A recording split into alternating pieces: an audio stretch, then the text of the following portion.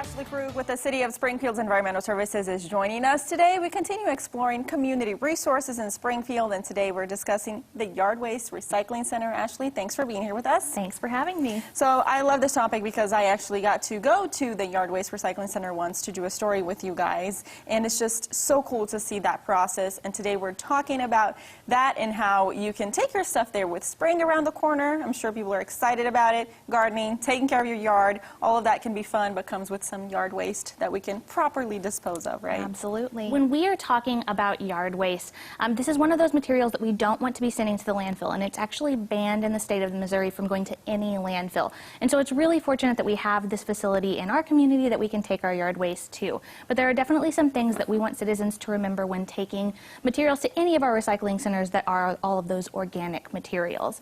And so a lot of times people are going to take small amounts to our Franklin or our Lone Pine facilities, and that is fine in small amounts. So I'm talking about 10 32-gallon bags that you can take to those facilities. If you have a lot more, so this is the perfect time of year to be doing that big spring cleaning, then you're going to want to take this to our yard waste recycling facility. And that is going to be located on the south side of town.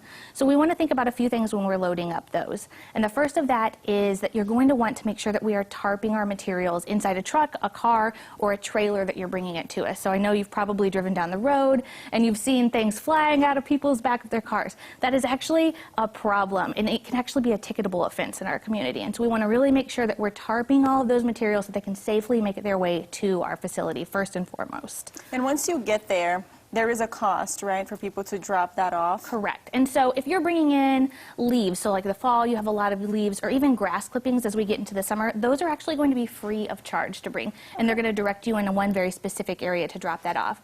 But if you have brush, if you have tree branches, anything that's going to be that larger material, there is a fee, and they're going to direct you through the little house that you can drive up to. And so that's going to be based on how big your load is. So the back of your truck bed, or if you have an entire trailer, and that's going to vary based on what those load sizes are. And then what happens once you drop that stuff off? I know you guys they have mulch that you make there, so it becomes something else that then can also benefit citizens. Absolutely. And so when you're going to drop off things, and this is one of those places that you're going to help to unload your material yourself, that's going to be turned into either mulch or compost. And we sell fine mulch, a little bit more woody mulch, as well as that compost that's been broken down even further. And so you can actually pick that up as well at these sites. And so you can pick those up by the truckload, or even at some of our facilities you can buy it by the bag.